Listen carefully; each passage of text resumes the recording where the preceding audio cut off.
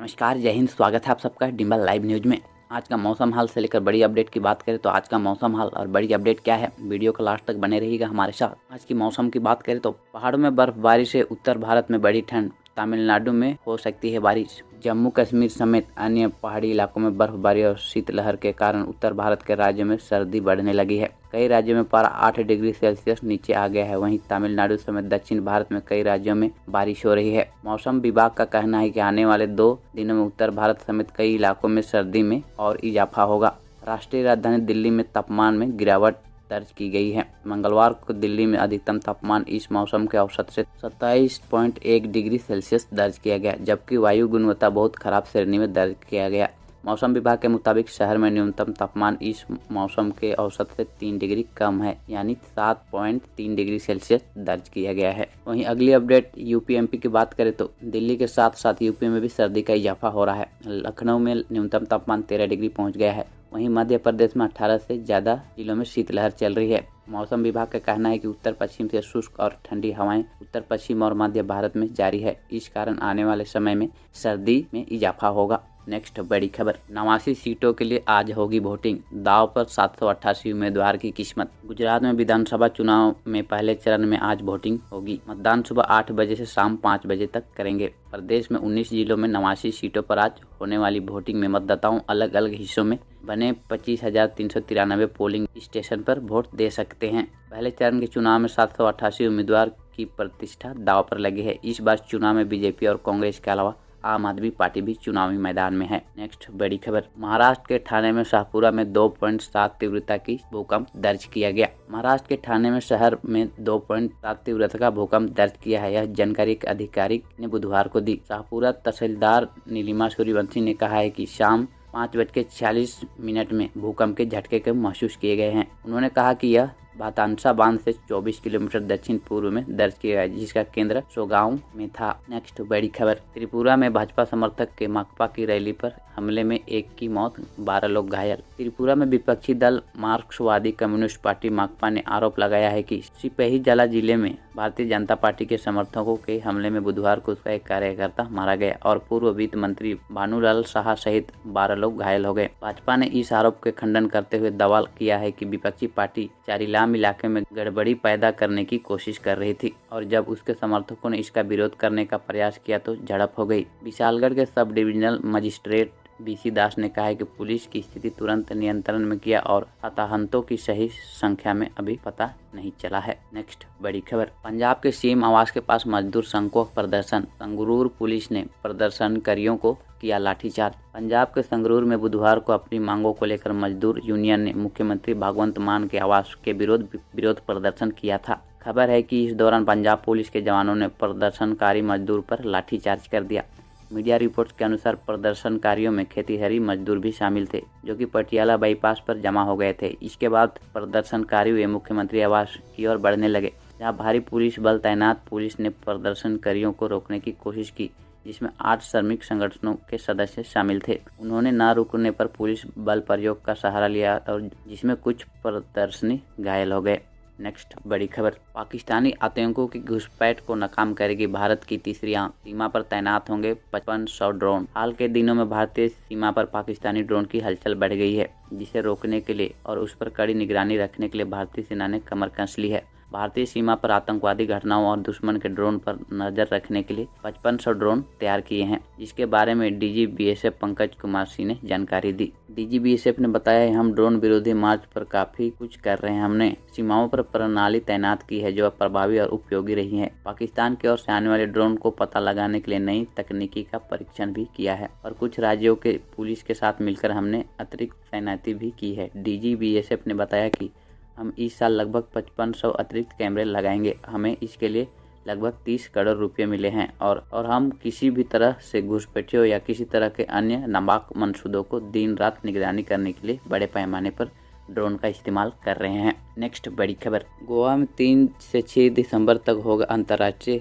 Lusophone महोत्सव, तस्वीरों से समझे ऐतिहासिक संबंध। विदेश मंत्रालय, भारतीय संस्कृति संबंध परिषद और गोवा सरकार के साथ मिलकर गोवा में 3 से 6 दिसंबर तक अंतर्राष्ट्रीय लुसोफोन महोत्सव का आयोजन करेगा। विदेश मंत्रालय के बयान के अनुसार गोवा के लूसोफोन देशों के साथ ऐतिहासिक संबंध रहे हैं, जो ओरिएंट फाउंडेशन, कोमेस इंस्टीट्यूट जैसे पुर्तगाली सांस्कृतिक संस्थाओं को मौजूदगी से पोषित हुए हैं। ये संस्थाएं भारत में पुर्तगाली भाषा और संस्कृति को बढ़ावा देती है। मंत्रालय ने अपने बयान में कहा है कि इससे पुर्तगाली भाषा देशों की समुदाय के साथ सांस्कृतिक सहयोग एवं लोगों से लोगों के बीच संपर्क प्रगाढ़ बने रहेंगे। मंत्रालय ने कहा है कि विदेश मंत्रालय भारतीय संस्कृति और संबंध परिषद और गोवा सरकार के साथ मिलकर गोवा में 3 से 6 दिसंबर तक अंतर्राष्ट्रीय लूसोफोन महोत्सव का आयोजन करेगा।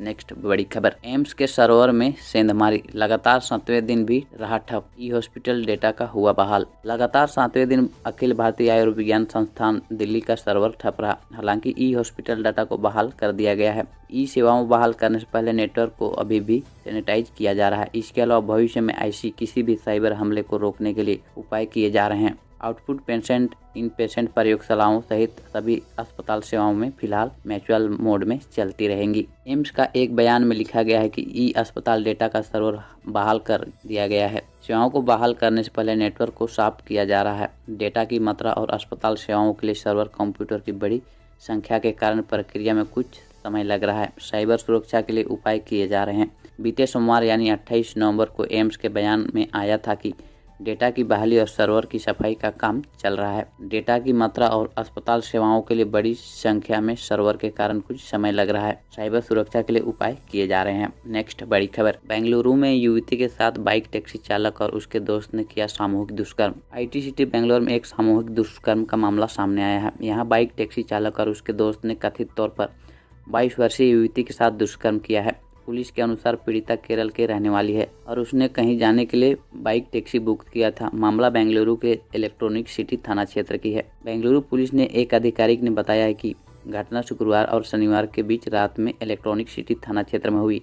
युवती ने एक मित्र के घर दूसरे मित्र के पास जाने के लिए रैपिडो से टैक्सी सेवा बुक की थी। रास्ते में चालक मौके का फायदा उठाकर पीड़िता को अपने साथ ले गया, जहां उसने अपने दोस्त के साथ मिलकर युवती के साथ बलात्कार किया। अपराध के दौरान एक महिला भी मौके पर मौजूद थी। पुलिस अधिकारी ने मीडिया को बताया कि 26 नवंबर को जब पीड़िता बीमार महसूस करने पर चिकित्सक के पास गई तो मामला प्रकाश में आया। उन्होंने कहा कि पुलिस ने तत्काल मामला दर्ज कर जांच और आरोपियों को गिरफ्तार कर लिया है। अधिकारी ने बताया कि फोरेंसिक दल की मदद से घटनास्थल से साक्ष्य एकत्र किए गए हैं और पुलिस ने बताया कि एक आरोपी को पुराना आपराधिक रिकॉर्ड भी है। नेक्स्ट बड़ी खबर, खतरनाक स्तर तक दूषित हुई पटना की हवा। रिकॉर्ड 454 AQI के स्तर तक पहुंच गया सिवान। पटना के बिहार की राजधानी पटना में AQI बुधवार को 400 के खतरनाक स्तर के करीब पहुंच गया है और शाम के 4 बजे में यह 395 दर्ज किया गया। मंगलवार की तुलना में 47 पॉइंट की वृद्धि दर्ज की गई। तमनपुरा और उसके आसपास प्रदूषण दूषित लगातार दूसरे दिन काफी ऊंचा रहा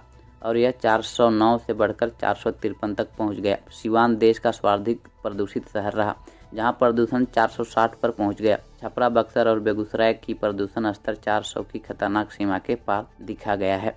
नेक्स्ट बड़ी खबर, उत्तरी अफगानिस्तान के धार्मिक स्कूलों में बम विस्फोट, 10 छात्रों की मौत। उत्तरी अफगानिस्तान में बम विस्फोट की सूचना की जानकारी मिली है कि उत्तरी अफगानिस्तान में एक धार्मिक स्कूल में बम विस्फोट हुआ है, जिसमें कम से कम 10 छात्रों की मौत की सूचना है। यह जानकारी तालिबान के एक अधिकारी ने एसोसिएट प्रेस की रिपोर्ट में कहा है। नेक्स्ट बड़ी खबर, विश्व एड्स दिवस आज। पटना में एड्स का कसता जा रहा है शिकंजा, 7 साल में 2 गुने हुए संक्रमित। Bihar district and control society की ओर से जिले में 5 अभियान के तहत 2021 और 21-22 कुल 2 वर्षों में करीब 504 प्रेग्नेंट महिलाएं पॉजिटिव मिली थी। डिलीवरी के बाद करीब 421 यानी करीब 85% बच्चों में HIV के लक्षण नहीं दिखे। लाइलाज HIV संक्रमण की बीमारी कम होने का नाम नहीं ले रहा है। बीते कुछ सालों में इसकी प्रति लोगों में जागरूकता आई है, लेकिन बिहार एड्स कंट्रोल सोसाइटी की रिपोर्ट के मुताबिक बीते 6 वर्षों में HIV की पीड़ितों की संख्या 2 गुनी से अधिक हो गई है।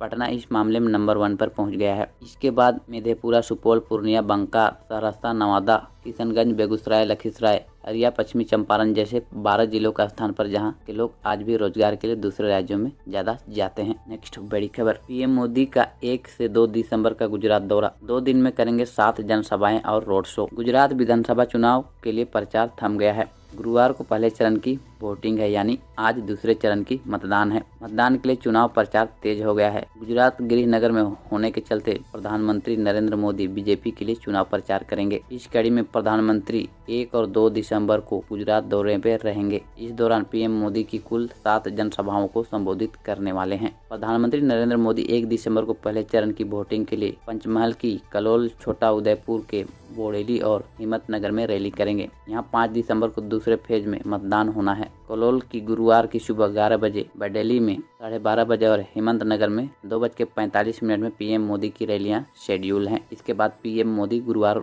रात को गांधीनगर में ठहरेंगे।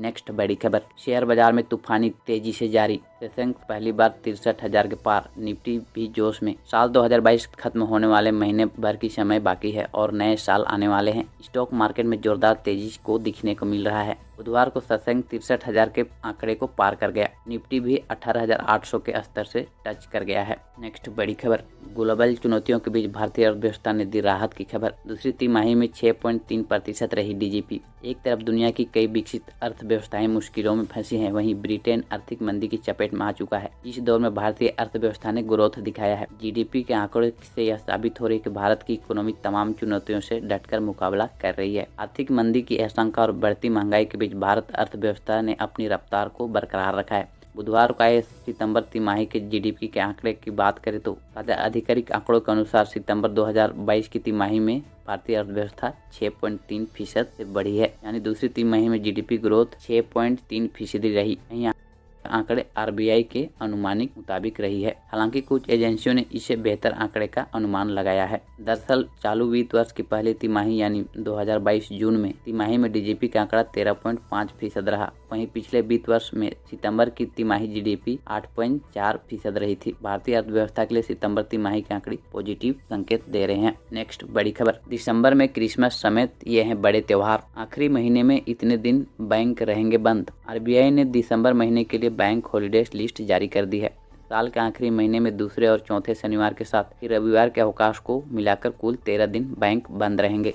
साल 2022 का आखिरी महीना यानी दिसंबर शुरू होने वाला है। क्रिसमस और न्यू ईयर सेलिब्रेशन वाले इस महीने में अगर कोई आपको बैंक से जुड़ा कोई जरूरी काम है तो ये खबर आपके लिए है। दरअसल रिजर्व बैंक ऑफ इंडिया ने दिसंबर बैंक हॉलीडे लिस्ट जारी कर दी है। इसके मुताबिक अगले महीने कुल 13 दिन बैंक बंद रहेंगे। दिसंबर में जिन 13 दिनों पर बैंक हॉलीडे रहेगा उनमें दूसरे और चौथे शनिवार के अलावा रविवार का साप्ताहिक अवकाश भी शामिल है।